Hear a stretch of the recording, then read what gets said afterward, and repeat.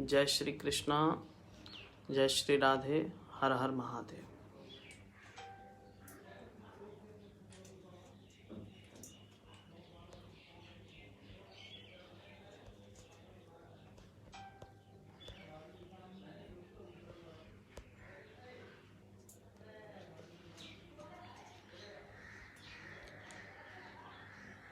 सभी को मेरा हृदय से राधे राधे, जय श्री कृष्णा। मैं आज आप सभी के मध्य श्रावण मास के उपलक्ष्य में चल रहे रुद्राभिषेक को लेकर के कुछ हमारे यजमान बंधुओं की, यजमान परिवार की एवं जो श्री शिव शक्ति सर्वार्थ सिद्धि समर्चन में सम्मिलित होने वाले सभी शिव भक्तों की कुछ जिज्ञासाएं रहती हैं, उनको मैं शांत करने के लिए और उनका मार्ग निर्देशन करने के लिए भोलेनाथ की कृपा से लाइव आया हूँ।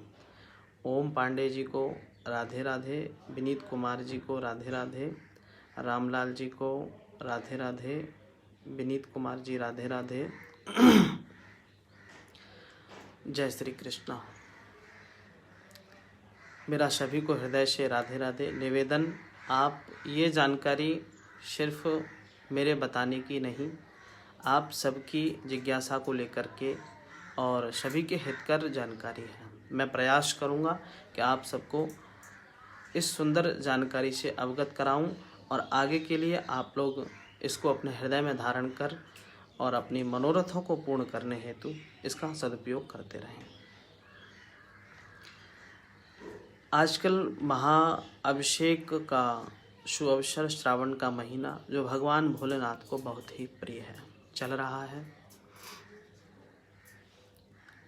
तो वैसे तो मैं विगत कई वर्षों से पूज्य स्वामी जी के सानिध्य में केशव धाम गुड़गांव में श्री शिव शक्ति सर्वार्थ सिद्धि समर्चन समारोह के माध्यम से अपने सभी शिव भक्तों की सेवा करता आया हूँ। लेकिन इस बार कोरोना के कारण ये जो विश्वव्यापी महामारी है, उसके कारण हम लोग सब समीप और एक साथ बैठ कर के, लेकिन हम लोग ऑनलाइन संकल्प के माध्यम से रुद्राभिषेक करने का प्रयास कर रहे हैं। जिनके मनोरथ हैं, जिनके भाव जुड़े हुए हैं और जो ये चाहते हैं कि हमारे अनवरत रुद्राभिषेक करने का जो नियम है, संकल्प है, श्रावण के महीने में प्रतिवर्ष हमें रुद्राभिषेक करना है, वो अपना संकल्प के माध्यम से हमें भोलेनाथ की सेवा करने का शुभ अवसर प्रदान कर रहे हैं। तो उसी में कुछ सज्जनों की जिज्ञासाएं रहती हैं। शुभम वशिष्ठ जी को राधे राधे, विक्रम जी को जय श्री कृष्णा राधे राधे, लकी भाई जय श्री कृष्णा राधे राधे। मैं सभी को देख पा रहा हूँ। आप सभी से मेरा निवेदन है, आप इसको अधिक से अधिक शेयर करें, इसलिए जिससे कि हमारे पूरे परिकर को, शिवाराधक लोगों को ये जानकारी प्राप्त हो सके। लोग रुद्राभिषेक करते हैं तो किसी न किसी भाव को लेकर के, किसी न किसी मनोवांछित कामना को लेकर के, और जो निष्काम भाव से रुद्राभिषेक करते हैं वो श्रेष्ठ हैं और करना भी चाहिए भगवान भोलेनाथ की कृपा प्राप्ति के लिए। लेकिन संसार में रहते हुए कुछ कामनाएं हमारी रहती हैं जो हम अपने इष्ट से, गुरुदेव से, माता पिता से इच्छाएं रखते हैं। तो उन इच्छाओं की पूर्ति के लिए विशेष रूप से जब हम रुद्राभिषेक करते हैं तो मन में भाव रहता है कि वो हमारी मनोवांछित कामना भी पूर्ण हो। तो उसी में मैं आप सबको सर्वप्रथम बता दूं कि जैसे यदि हम रुद्राभिषेक करते हैं और हमारी मन की कामना है कि हमारे रुद्राभिषेक करने से यदि आपके क्षेत्र में या आप अपने क्षेत्र का आधिपत्य करते हैं तो उसमें बारिश नहीं हो रही है, तो आप जल से रुद्राभिषेक करें, आपको अवश्य लाभ प्राप्त होगा। क्योंकि जल से रुद्राभिषेक करने से ऐसे शास्त्रों में वर्णन आया है कि वर्षा होती है। और यदि आपको अधिक बुखार रहता है और बुखार रहने के कारण आपका मन अशांत रहता है, तो मन की शांति के लिए आप जल में मोतियों को डाल लें और डाल करके रुद्राभिषेक करें। तो ये मेरा विश्वास है भोलेनाथ की कृपा से कि मन को भी शांति मिलेगी और आपके रोग का भी शमन, ज्वर का भी शमन हो जाएगा। इसी प्रकार से यदि आपको कोई बहुत पुराना रोग है और जो शांत होने का किसी भी प्रकार से नाम नहीं ले रहा है या शांत होना नहीं चाहता है, दैहिक ताप है जिसके मारे आप अधीर रहते हैं, बेचैन रहते हैं और वो शांत नहीं हो पा रहा है, तो इस समय ये जो श्रावण का महीना चल रहा है ये आपके लिए सबसे अच्छा शुभ अवसर है। क्योंकि भोलेनाथ जो है वो संहार के देवता हैं और संहार के देवता होने के कारण आपको बता दूं, क्योंकि जो संहार का आधिपत्य करता है वो संहार से बचा भी सकता है, और तो इसलिए भोलेनाथ की आराधना से आप किसी भी प्रकार के संगरण से, यानी कि ताप होना भी एक संगरण है, आपके शरीर में कुछ न कुछ जल रहा है जो शांत हो रहा है, समाप्त हो रहा है, तो उसको रोकने के लिए भोलेनाथ की आराधना सर्वश्रेष्ठ है। यदि आपके शरीर में कोई ऐसा दैहिक ताप है जो जाने का नाम नहीं लेता है, तो आप एक सुंदर से रुद्राभिषेक का समायोजन करें अपने श्रावण के महीने में या किसी भी श्रेष्ठ दिन, जिस दिन, और वैसे तो मैं आपको एक बहुत अच्छी बात बता दूं, श्रावण का हर दिन, हर महीना और हर पल, हर क्षण भोलेनाथ में ही आपका होना चाहिए, क्योंकि भगवान शिव की ही सत्ता श्रावण के महीने में रहती है, ऐसा शास्त्र कहते हैं। विशेष रूप से होता क्या है कि जैसे हम कभी भी आराधना करने के लिए एक सद समय, अच्छा समय ढूंढते हैं, लेकिन शिव आराधन जैसे देवशयनी एकादशी में भगवान नारायण का पाताल में निवास होता है और फिर उसके बाद में जो हमारा लोक है उसमें शिव की सत्ता रहती है, और सारे ही लोकों में शिव सत्ता प्रचलित होती है और शिव सत्ता ही, शिव की सरकार रहती है। शिव ही सारे देश प्रदेश को देखते हैं, अपना सारे सातों ऊपर के लोगों को, नीचे लोगों का संचालन भगवान भोलेनाथ करते हैं। तो इसीलिए शिव आराधन सबसे उत्तम तरीका है भोलेनाथ की सेवा करने का।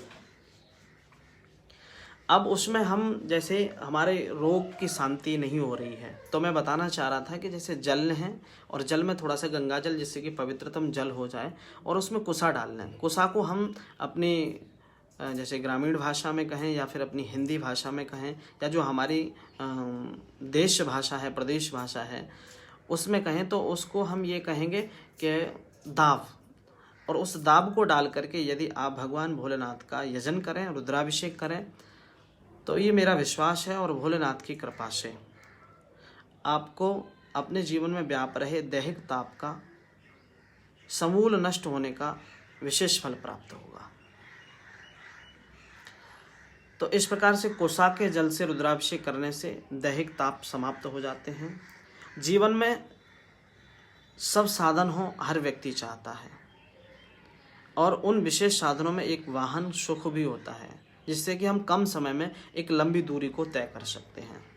और उस लंबी दूरी को तय करने के लिए पैदल चले तो काफ़ी वक्त लगेगा, और वो वक्त ना लगे, अधिक समय ना लगे, हमारा चलने में अधिक समय व्यतीत ना हो, उसके लिए हम क्या करें कि हम वाहन सुख चाहते हैं, और वो किन्हीं कारणों से यदि वाहन सुख हमें नहीं प्राप्त होता है, तो विशेष रूप से ध्यान रहे भोलेनाथ के आराधना श्रावण के महीने में यदि हम दही से करें, दही से रुद्राभिषेक करें, तो ये भगवान भोलेनाथ पर विश्वास करें आप कि अगले निश्चित 1 वर्ष के अंदर, मेरा विश्वास है, आपको वाहन सुख की प्राप्ति हो जाएगी। दही से रुद्राभिषेक करने से वाहन सुख की प्राप्ति होती है। गन्ने के रस से रुद्राभिषेक करने से, जिसको अधिकतर लोग करते हैं और जिसका जीवन में बहुत ही महत्व है, सभी लोग शेयर करते रहें और ध्यान से श्रवण करें। जीवन में सबसे ज़्यादा महत्व है लक्ष्मी का, धन का, पैसे का, रुपये का। यदि आप इसको अपने जीवन में महत्वपूर्ण मानते हैं, तो इस धातु, इस द्रव्य से रुद्राभिषेक करने से आपको अपरिमित लाभ प्राप्त होगा। और वो अपरिमित लाभ क्या है कि जैसे आप रुद्राभिषेक यदि करें और यदि रुद्राभिषेक करते हुए आपके मन का मनोरथ है कि हमें धन की प्राप्ति हो, आगे भी हम ऐसी ही श्रद्धा भक्ति के अनुसार बड़े बड़े रुद्राभिषेक जो नमक चमकात्मक हैं, लघु रुद्र हैं, महारुद्र हैं, अतिरुद्र हैं, ऐसे रुद्राभिषेक हम कराते रहें और हमें कभी भी धन का अभाव जीवन में महसूस न हो। ऐसी बस श्रद्धा, ऐसी भक्ति रखने वाले। और ऐसा नहीं कि आपको धन प्राप्त हो जाए तो आप सतमार्ग में न लगा करके कुमार्ग में लगाएं। तो ऐसे धन की प्राप्ति की मैं गारंटी नहीं ले सकता, लेकिन सतमार्ग में लगाने के लिए आप यदि धन की इच्छा रखते हैं तो आपको गन्ने के रस से रुद्राभिषेक करना चाहिए। गन्ने का रस लक्ष्मी का प्रिय रस है, लक्ष्मी को प्रिय है।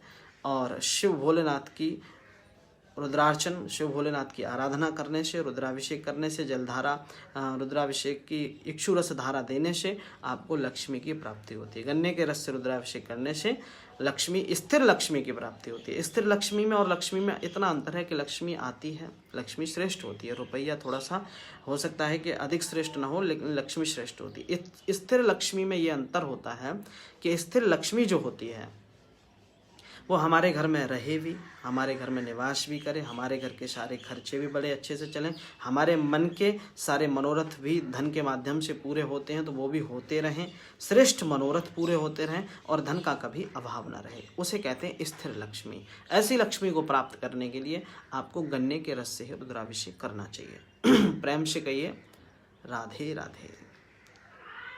अब उसके बाद में हम यदि रुद्राभिषेक करना चाहते हैं और हमारा मनोरथ है कि हमारे संतान तो बहुत हैं, किन्हीं लोगों के परिवार में ये मनोरथ रहता है कि हमारे पुत्र तो बहुत हैं लेकिन कन्याएं बहुत कम हैं या कन्या है ही नहीं, और उन भाइयों को मन में भाव रहता है हमारे भी एक बहन होती, और उन माता पिता के मन में रहता है कि हमारे भी एक कन्या होती, क्योंकि कन्या जो है वो सौभाग्य से प्राप्त होती है।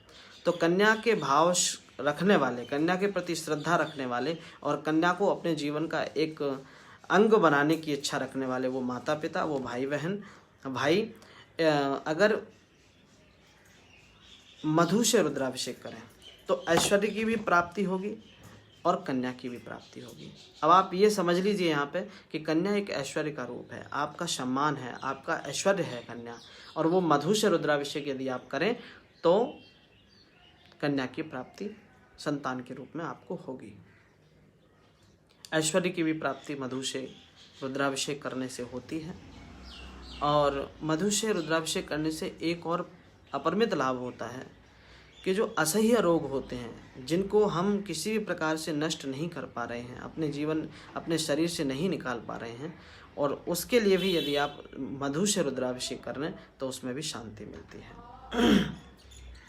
भगवान भोलेनाथ के जो भक्त हैं और भोलेनाथ की सिर्फ कृपा चाहते हैं, आशीर्वाद चाहते हैं, और कोई विशेष कामना जिनकी नहीं रहती है, और वो चाहते हैं कि हम यहाँ रहें, तब तक आनंद में रहें, और जब यहाँ से जाएं, जब हमारा शरीर पूर्ण हो और भोलेनाथ की शरण हमें प्राप्त हो और उनकी गति ही हमें प्राप्त हो, उसके लिए आप रुद्राभिषेक यदि करें तो श्रावण के महीने में गंगाजल से रुद्राभिषेक करें। गंगाजल के रुद्राभिषेक करने से मोक्ष की प्राप्ति होती है।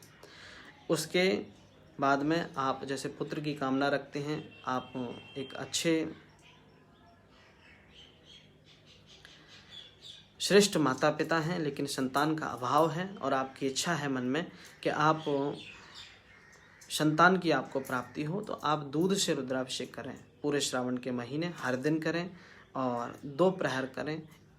आप पे समय नहीं है तो 1 प्रहर करें, लेकिन करें, और उसके करने से आपको लाभ होगा। भोलेनाथ की कृपा से आपको संतान की प्राप्ति होगी। किन्हीं के जीवन में हम देखते हैं कि उनको यक्ष्मा रोग हो जाता है। यक्ष्मा रोग कहते हैं टीबी को। तो टीबी जब किसी को हो जाता है तो बड़ा अव्यवस्थित जीवन रहता है, उसका मन में अशांति रहती है।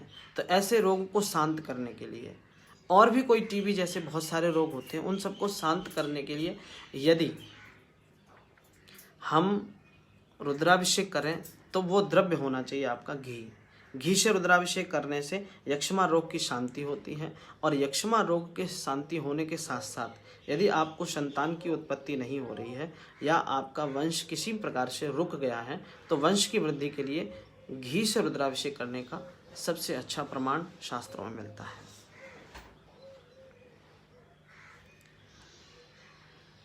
घी से रुद्राभिषेक करने से वंश में वृद्धि होती है। हमारे संतान तो हैं और संतान बड़ी सुंदर है, बड़ी प्यारी है, लेकिन खेलने कूदने में अधिक मन है उसका, पढ़ाई में किसी प्रकार से उसका मन नहीं लगता। और हमारी आकांक्षा रहती है कि बालक जितना सुंदर हो, उतना ही संस्कारी हो, उतना ही पढ़ा लिखा हो और उतना ही वो व्यवस्थित जीवन आगे चल कर के जिए। उसके लिए हम उसके बचपन से ही प्रयास करते हैं कि वो एक अच्छी शिक्षा प्राप्त करे, लेकिन उसको शिक्षा की प्राप्ति के लिए उसकी संगति भी वैसी होनी चाहिए, उसके संस्कार भी वैसे ही होने चाहिए, उसकी मनस्थिति, उसकी बुद्धि की स्थिति भी वैसी होनी चाहिए। तो बुद्धि की स्थिति श्रेष्ठ रहे, श्रेष्ठ बुद्धि की प्राप्ति के लिए, यानी कि जड़ बुद्धि की जड़ता खत्म हो जाए, जड़ बुद्धि की किसी भी प्रकार से जीवन में आगमन ही ना हो, तो इसके लिए हमें मीठे दूध से रुद्राभिषेक करना चाहिए। विशेष रूप से ध्यान रहे कि यदि दूध तो हो तो गाय का दूध होना चाहिए, क्योंकि गाय के दूध में 33 करोड़ देवी देवताओं का समावेश माना जाता है और गाय के दूध की एक अधिक पवित्रता बताई गई है, क्योंकि गाय का दूध जो है वो गौ माता जो है वो हमारी देव पूज्या है ना, वेद लक्षणा उसको कहा गया है, यानी कि जो जिसमें वेदों के लक्षण परिलक्षित होते हों, ऐसी गौ माता का दूध यदि हम रुद्राभिषेक में सम्मिलित करें तो ये हमारा भी सौभाग्य है। और उसमें थोड़ा सा मीठा जल डाल करके रुद्राभिषेक करें तो उससे हमें हमारे बालक के लिए जड़ बुद्धि की हमेशा के लिए विश्रांति हो जाएगी। दूसरा, ऐसा सिर्फ श्रावण के महीने में ना करें। बच्चे यदि पढ़ रहे हैं और उनका भाव है और वो किसी कारणवश अगर उनका मन नहीं लगता है तो आप उनको नित्य एक छोटा सा लोटा लीजिए और उनको ये सिखाइए कि आपके आराधना करने से, यानी कि आपको भगवान भोलेनाथ की आराधना करने से दिव्य बुद्धि की प्राप्ति होगी। भाई बुद्धि तो सब में होती है, एक कुमारकगामी होती है, एक सुमारकगामी होती है, लेकिन जैसा आप चाहते हैं और बच्चे के ऊपर एक बड़ी भोलेनाथ की अविरल कृपा बनी रहे, उसके लिए आप क्या करें कि आप एक लोटा लें, सुंदर तांबे का लोटा लें और उसमें लोटा में जल रखें, थोड़ा गंगा जल सम्मिलित करें और उसमें गाय का दूध हो हल्का सा। जैसे तांबे के लोटे में दूध नहीं चढ़ाना चाहिए ऐसा शास्त्र प्रमाण करते हैं, तो चांदी का भी हो सकता है और आप पीतल का भी ले सकते हैं, कांसे का भी लोटा ले सकते हैं। तो उसमें जल डालें और जल डाल करके आप भगवान भोलेनाथ पर ओम नमः शिवाय का जप करते हुए आप भगवान भोलेनाथ को जल चढ़ाएं। मेरा ऐसा विश्वास है, ऐसी मैं कामना करता हूँ आप सभी के बच्चों के लिए कि वो बच्चे बड़े बुद्धिमान होंगे, आगे चल करके वो आपके भविष्य में और अपने भविष्य में आपका नाम रोशन करेंगे। श्री अरविंद जी मुझे देख रहे हैं, आपको जय श्री कृष्णा, जय श्री राधे राधे।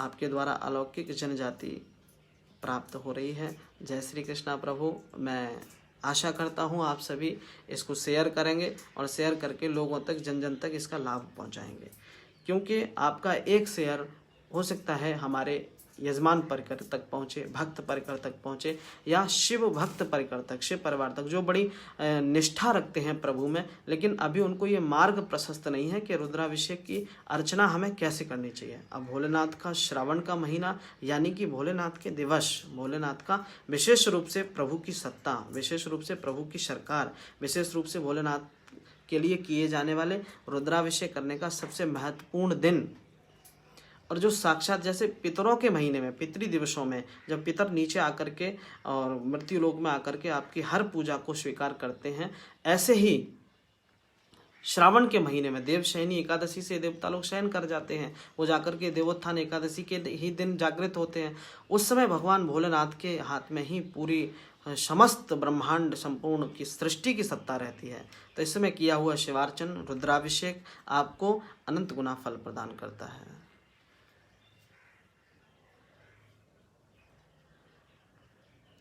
अब आपको मैं निवेदन करूं, मैं इस समय अपने निज निवास पर हूं और यहीं से लोगों की सेवा कर रहा हूं। उपाध्याय जी जय श्री कृष्णा, राधे राधे। मैं आपको देखता रहता हूं, बड़ा अच्छा लगता है। आप भी अपने गांव को स्वच्छ रखते हैं, अपने घर को बड़ा आनंदित करके दिखाते हैं, तो मुझे बड़ा खुशी होती है। आपको हृदय से राधे राधे। मैं ये जो मेरा आज भाव था, मैं लोगों तक ये बात पहुँचाऊँ कि आप लोग रुद्राभिषेक करें, लेकिन कैसे करें और आपके जो मनोरथ है उनकी पूर्णता कैसे हो, जिससे कि आपकी भगवान के प्रति अविरल श्रद्धा बनी रहे। क्योंकि आज धर्म व्यक्ति अंधा होकर के कर रहा है, लेकिन नेत्र खोल करके धर्म करिए तो आपको उसका लाभ भी प्राप्त होगा। इसी आशा से मैं आप सब तक ये मैसेज पहुंचा रहा हूं। कृपया करके शेयर करते रहें, जिससे कि लोगों को अपरिमित लाभ मिलता रहे। जय श्री कृष्णा पचौरी जी भैया, राधे राधे। शेखावत जी जय श्री कृष्णा, राधे राधे।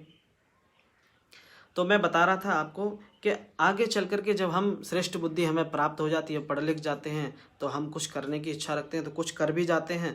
तो ऐसे में क्या होता है कि जो हमारे समकक्ष लोग होते हैं, किसी कारणवश उनकी संगति या विसंगति हो जाती है या किसी कुमार्ग में प्रशस्त हो जाते हैं, जिसके कारण वो तरक्की नहीं कर पाते हैं। और यदि उनकी तरक्की नहीं हो पाती है तो फिर उसमें क्या होता है कि उनको द्वेष पैदा हो जाता है। वैसे होना नहीं चाहिए। आपने जो किया वो आप अपना भर रहे हैं, आपने जैसा बीज बोया वैसा फल प्राप्त कर रहे हैं। लेकिन फिर भी जिसे ईर्ष्या कहते हैं हम, वो यदि जीवन में आ जाती है, और उनका सामना करने के लिए भी भगवान भोलेनाथ की आराधना में एक चीज सम्मिलित की गई, जिसको हम कहते हैं शत्रु शमन। शत्रु शमन के लिए यदि आप रुद्राभिषेक करें तो उसमें द्रव्य शामिल करें सरसों का तेल। सरसों के तेल में आप थोड़ा सा तिल भी डाल लें, और तिल डालने से शत्रु शमन में अधिक लाभ होता है। शत्रु नाश के लिए ना करें, शत्रु की बुद्धि शमन हो जाए, यानी कि आपके प्रति उसकी ईर्ष्या खत्म हो जाए। बस इस भाव से आप रुद्राभिषेक करें। आप अपने जीवन को जिए, वो अपने जीवन को जिए, बस आपको वो किसी भी प्रकार से विघ्न ना पहुंचाए और उसकी इतनी बुद्धि श्रेष्ठता को प्राप्त हो जाए कि जैसा जिसने किया वो वैसा भरेगा। तो इसके लिए शत्रु शमन के लिए आप सरसों के तेल से भी रुद्राभिषेक कर सकते हैं। विशेष रूप से मैं आपको बताऊं, जैसे पितरों की कृपा के बिना जीवन में आप कुछ नहीं कर सकते। हमारे जीवन की 7वीं सीढ़ी नारायण है और प्रथम सीढ़ी पितर हैं। हम लोग सीधा 7वीं सीढ़ी को स्वीकार करते हैं और उसी को ध्यान करने का एक प्रयास करते हैं, लेकिन प्रथम सीढ़ी को नहीं। जो हमारे माता हैं, पिता हैं, बाबा हैं, परबाबा हैं, परपर बाबा हैं, नाना है, परनाना है, परपर नाना है, उन सब की भी आराधना, उन सब का भी सम्मान यहाँ रहें तब तक, और जाने के बाद भी हमारे जीवन में बहुत महत्व रखता है। तो उनकी हम आराधना किस प्रकार से करें? सबसे बड़ी बात है कि पितरों का यजन हमारे जीवन में एक अंग होना चाहिए, और जो अनवरत रूप से होना चाहिए प्रतिदिन। इसीलिए हिंदू धर्म में चोटी को बताया गया। चोटी का मुख्य कारण मुझे संस्मरण आ रहा है कि एक सबसे बड़ा कारण ये भी है चोटी रखने का, कि यदि आप नित्य पितरों का यजन नहीं कर पा रहे हैं तो चोटी, यदि आपकी ग्रंथि लगी हुई चोटी है और आप स्नान कर रहे हैं, तो विश्वास मानिए, शास्त्रों की बात है ये, आपका दिया हुआ चोटी के माध्यम से गिरा हुआ हर जल, हर बूंद जल की पितरों को प्राप्त होती है। ऐसा पितृ अंक में प्रमाणित है। इसलिए हिंदू में चोटी रखनी चाहिए कि यदि आपके शरीर से स्वतः भी अर्चना होती रहे, स्वतः भी पितृ तर्पण होता रहे, जनेऊ के माध्यम से, चोटी के माध्यम से, चंदन में सम्मिलित होकर के जो जल जाता है वो पितरों को प्राप्त होता है। अपनी गति के अनुसार पितर प्राप्त करते हैं, यहाँ तक कि वस्त्र के निचोड़े हुए जल, यानी कि आप हिंदू हैं और हिंदू होते हुए आप सनातन धर्म का अनुसरण करते हैं, तो ऐसा सनातन धर्म में आया है कि यदि आप अपने वस्त्र को निचोड़ते हैं तो निचोड़े हुए, बाएं तरफ निचोड़े हुए जल को पितृ लोग स्वीकार करते हैं। अपुत्रा गोत्रणोमृता ते गृह्णन्तु मया दत्तम वस्त्र निष्पीडनोदकम, यानी कि ऐसा भाव है कि जो मेरे गोत्र में भी नहीं है, मेरे पुत्र भी नहीं है, सिर्फ मुझसे आशा रखते हैं, ऐसे लोग मेरे निचोड़े हुए वस्त्र को स्वीकार कर और अपनी गति को प्राप्त करें। ऐसा पितृ तर्पण में आया है। तो पितरों की अर्चना भी बहुत जरूरी है। तो श्रावण का महीना चल रहा है, भोलेनाथ की कृपा से आप पितरों को भी प्रसन्न कर सकते हैं। कैसे? यदि आप तिल के तेल से रुद्राभिषेक करें, तो ये मेरा विश्वास है और शास्त्रों में भी ऐसा प्रमाण है, पितरों की कृपा से आपके पितर प्रसन्न होते हैं और पितरों की कृपा से आपका जीवन भी आनंद रहता है। तिल के तेल से रुद्राभिषेक करने से तिल का दीपक जलाने से भी घर में पितरों की प्रसन्नता। दक्षिण दिशा में तिल का तेल का दीपक जलाने से, मैंने कई बार अध्ययन किया इस बात का, बड़ी प्रसन्नता होती है। पितर प्रसन्न रहते हैं तो कभी भी जीवन में किसी भी प्रकार का अभाव नहीं रहता। जितने भी सुख हैं वो हमारे प्राप्त होने की प्रथम सीढ़ी हमारे पितर हैं। और यदि हम पितरों का यजन करते रहते हैं तो किसी भी प्रकार की कोई भी जीवन में दुर्घटना घटित नहीं होती, किसी भी प्रकार का रोग नहीं लगता, किसी भी प्रकार की वंश में वृद्धि होने में बाधा नहीं आती, और बहुत ही श्रेष्ठ जीवन रहता है। और हर दिन, हर पल, हर नया सुख हमें हमारी इच्छाओं के अनुसार प्राप्त होता रहता है। तो इसलिए पितरों का यजन करें। श्रावण मास में एक दिन नहीं तो कम से कम, आप निरंतर न कर सके तो कम से कम एक दिन, 10 दिन या हर शनिवार के दिन आप तिल के तेल से जरूर एक रुद्राभिषेक कर अपने पितरों को प्रसन्न रखने का प्रयास करें। जय श्री कृष्णा। उसके बाद में आप, यदि आपको शुगर की बीमारी है शुगर की बीमारी है और आप उस बीमारी से त्रसित हैं, परेशान हैं, किसी कारणवश आपका वो प्रमेह रोग शांत नहीं हो रहा, तो आप एक प्रयास करें, जल में बूरा डाल करके भोलेनाथ का बढ़िया सुंदर शिवलिंग और उस पर षोडशोपचार पूजा करके भगवान भोलेनाथ से प्रार्थना करें कि प्रमेह रोग हमारा शांत हो। उसके लिए यदि आप षडंग रुद्राभिषेक करें तो आपका धीरे धीरे प्रमेह रोग भी, यानी कि शुगर की बीमारी भी खत्म हो जाएगी। और इससे कई जो जैसे शुगर से जुड़े हुए कई अन्य रोग भी होते हैं, चिड़चिड़ापन, मानसिक वेदना या किसी भी प्रकार के आपके मन में अशांति, ये सब उसी वजह से होता है ना। तो ये सब समाप्त हो जाए हमेशा के लिए, उसके लिए आप प्रयास करें कि आपको प्रमेह रोग की शांति के लिए बूरा और उसमें जल में बूरा मिला करके आपको रुद्राभिषेक करना है।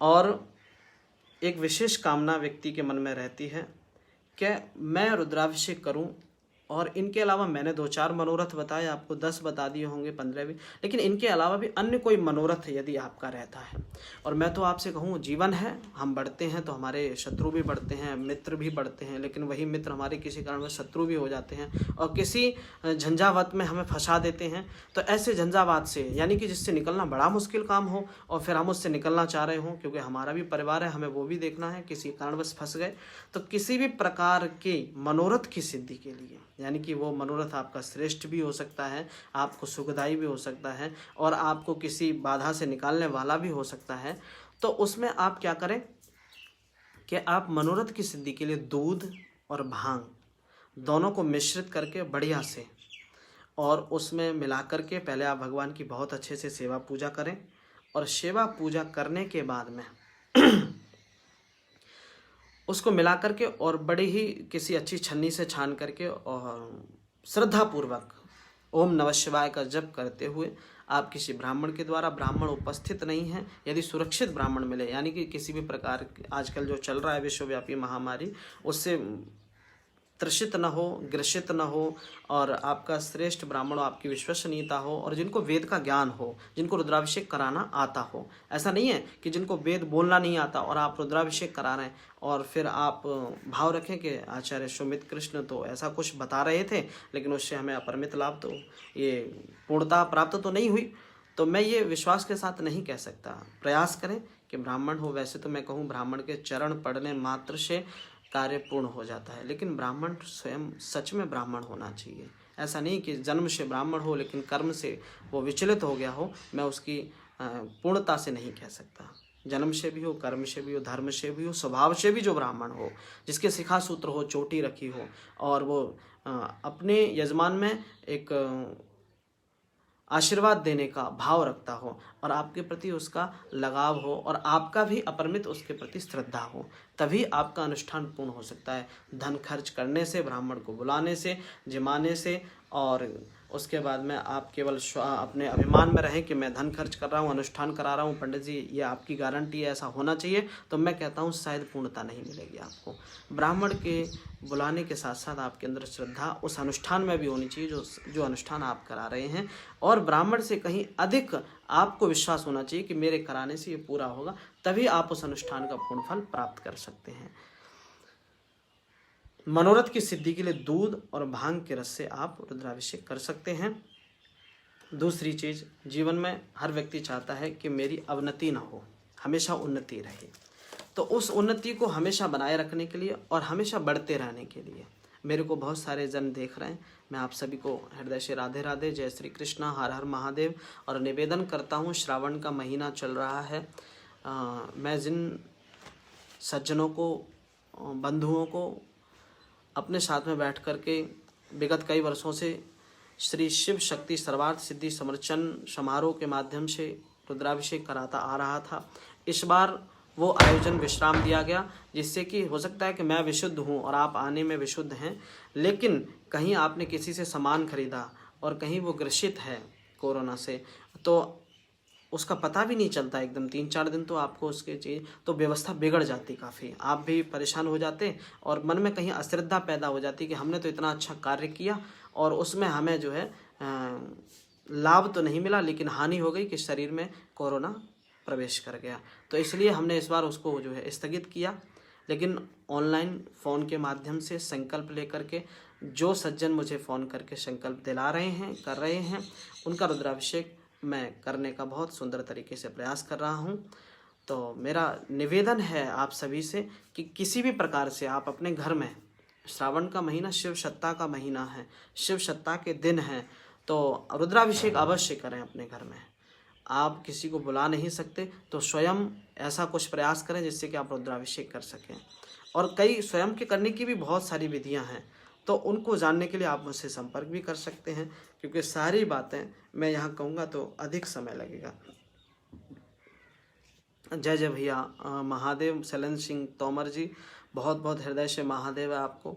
आप इसी प्रकार से सभी लोग महादेव लिखते रहें तो मेरा लाइव आना सार्थक हो जाएगा। और मैं निवेदन कर रहा था कि आपके पदोन्नति के लिए, जैसे जीवन में पदोन्नति यानी कि केवल राजनीति में पदोन्नति नहीं होती, आपके जीवन में भी एक उन्नत जीवन हो आपका।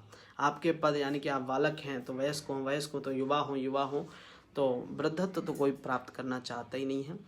लेकिन युवा रहते हुए आप अच्छी उन्नति करते रहें, अच्छी तरक्की आपके जीवन में होती रहे। आप जिन अभिलाषा से अपना जीवन जी रहे हैं उन अभिलाषाओं को प्राप्त करते रहें।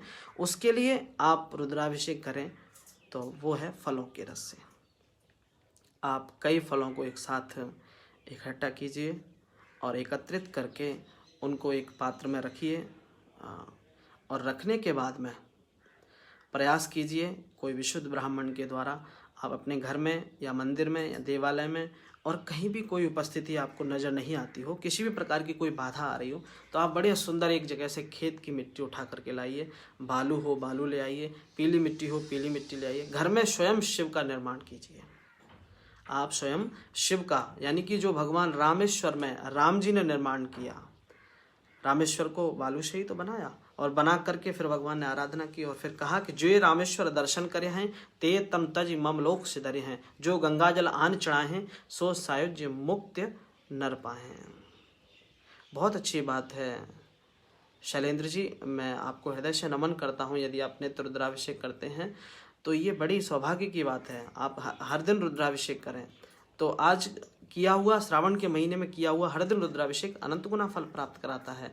मैं तो यहाँ तक पढ़ा, मैंने बड़ी श्रद्धा से इसको देखा भी कि सतयुग का अश्वमेध यज्ञ और कलयुग में रुद्राभिषेक, एक समय का रुद्राभिषेक समानता रखता है और उससे भी अधिक फल प्राप्त देने वाला है। घर में रुद्राभिषेक करने का जो फल प्राप्त होता है उससे कहीं अधिक 100 गुना फल प्राप्त मंदिर में करने का प्राप्त होता है, और उससे भी अधिक 100 गुना प्राप्त हमें गंगा के किनारे पे प्राप्त होता है, और उससे भी कहीं 100 गुना अधिक प्राप्ति हमें गंगा हो लेकिन वो कोई तीर्थ क्षेत्र हो जैसे हरिद्वार ऋषिकेश हो तो उसमें और अधिक 100 गुना प्राप्त होता है। 100 गुने फल के प्राप्ति के साथ साथ यदि आपका गंगा का किनारा हो और कहीं किसी गिरी का हमें सानिध्य मिले, यानी कि किसी पहाड़ में हो, तो वहाँ अधिक 100 गुना और फल प्राप्त होता है। और उसमें भी पहाड़ में यदि आप हिमालय की पर्वत की श्रृंखला हो तो उसमें आपको करोड़ गुना फल अधिक प्राप्त होता है उसी रुद्राभिषेक के करने से। और उसमें भी 60,000 वर्ष पुराना अरावली पर्वत की श्रृंखला रही, जिसमें मैं विगत कई वर्षों से रुद्राभिषेक कराता आ रहा हूँ और लोग मेरे साथ रुद्राभिषेक कर रहे हैं और करते आ रहे हैं और उनको अपरिमित लाभ हो रहे हैं, और वो मुझे बड़े अनुनय विनय के साथ हृदय से नमन भी करते हैं और मुझे कहते भी हैं कि बहुत लाभ हुआ है। और मेरे को बड़ी खुशी होती है जब वो ये कहते हैं कि हमें आपके साथ रुद्राभिषेक करके, भोलेनाथ की आराधना करके, तो मैं तो प्रभु से फिर यही निवेदन करता हूँ, प्रभु इन सबको अवसर मिलता रहे मेरे साथ बैठ करके रुद्राभिषेक करने का, मैं भी इनको आजीवन रुद्राभिषेक कराता रहूँ और इनको अपरिमित लाभ होता रहे, ये भी अपने जीवन में उन्नति तरक्की हमेशा प्राप्त करते रहें। तो हम लोग इस बार विश्राम दिए हैं, लेकिन प्रयास रहेगा कि वो अनवरत चलता रहे। प्रभु कृपा से स्वामी जी के पावन सानिध्य में वो हमेशा चलता रहे। ये मेरा प्रभु से निवेदन है कि आगे ये कोरोना नामक जो बीमारी, विश्वव्यापी महामारी जो आई, ये आगे कभी ना आए, हम लोगों का जीवन रहे, आगे हमारे संतानों के समय में भी ऐसा कोई रोग ना आए जिससे कि हम सब लोग त्रसित हों, ग्रसित हों, परेशान हों। हमारी आराधना जीवन में बनी रहे और मन में अहिंसा का भाव रहेगा तो कभी ऐसी बीमारी नहीं आएगी।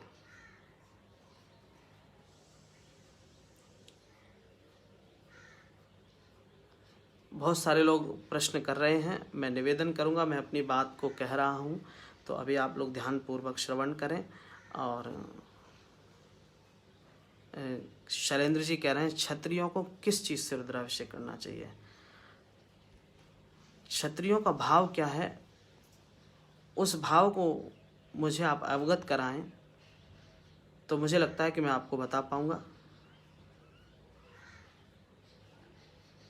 कि किस चीज़ से रुद्राभिषेक करना चाहिए। तो उसमें भी यदि आप अरावली पर्वत की श्रृंखला में रुद्राभिषेक करते हैं तो अनंत गुना फल प्राप्त होता है। प्रेम जी कह रहे हैं कि राम और श्री राम में क्या फ़र्क होता है? महाराज जी, मैं बहुत दिनों से रिसर्च कर रहा हूँ।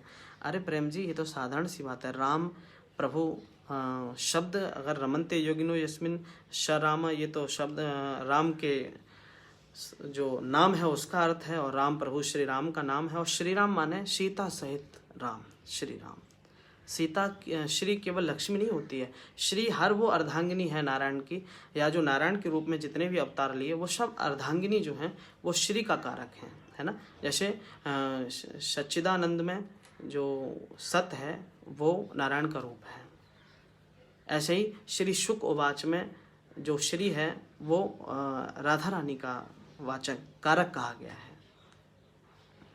या श्री कृष्णाय वयम नुमः, कृष्णाय वयम नुमः नहीं है वहाँ पे, वहाँ श्री कृष्णाय वयम नुमः है, यानी कि राधा रानी के सहित मैं कृष्ण को हम सब लोग मिल करके प्रणाम करते हैं। ऐसा भागवत के प्रथम श्लोक में आप कभी पढ़ना। तो ऐसे ही जो श्री है वो सीता मैया का परिलक्षित करती है या उनका प्रतिरूप प्रदान करती है। तो ये श्री राम का मेरे मस्तिष्क बौद्धिक ज्ञान के अनुसार ये मेरा भाव है, आप इसको स्वीकार करें। तो पदोन्नति के लिए रुद्राभिषेक किससे करें? फलों के रस से। उससे आपको बहुत ही जीवन में पदों की उन्नति, जीवन में उन्नति, तरक्की हमेशा प्राप्त होती रहेगी।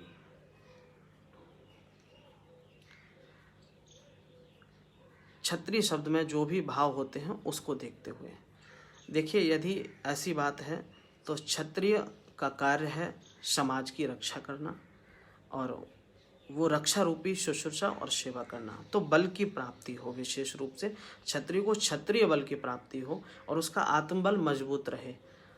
तो मेरा मानना यह है कि उसको रुद्राभिषेक यदि करना चाहिए तो अनार के रस से करना चाहिए, क्योंकि अनार के रस से आत्मबल प्राप्त होता है। अनार के रस से, क्योंकि अनार जो है वो रक्त का कारक है, तो वही अनार के रस से रुद्राभिषेक करने से आत्मबल की प्राप्ति होती है। और वैसे अभिषेक का मतलब होता है स्नान, है ना। तो चढ़ाने में आप प्रभु को शस्त्र भी चढ़ा सकते हैं। जैसे कोई शस्त्र है और आपके जीवन है तो भगवान के समर्पित रखें तो कभी उससे अहित नहीं होगा किसी का। वो अगर चलेगा भी तो समाज के हित में चलेगा, तो उसको भी आप समर्पित कर सकते हैं। लेकिन स्नान कराने के माध्यम में आप कुसा डाल करके कराएं, अनार के रस से भी स्नान करा सकते हैं, और विशेष रूप से आप दूध भांग से भी स्नान करा सकते हैं। इससे आत्मबल अधिक मजबूत होता है। प्रेम जी भैया, जय श्री कृष्णा, जय श्री कृष्णा, धन्यवाद, जय श्री कृष्णा। तो मेरे कहने का भाव ये था, रुद्राभिषेक अवश्य करें। श्रावण के महीने में आप लोग अधिक से अधिक रुद्राभिषेक करें। फिर मिलेंगे आपसे अगले सोमवार से पूर्व।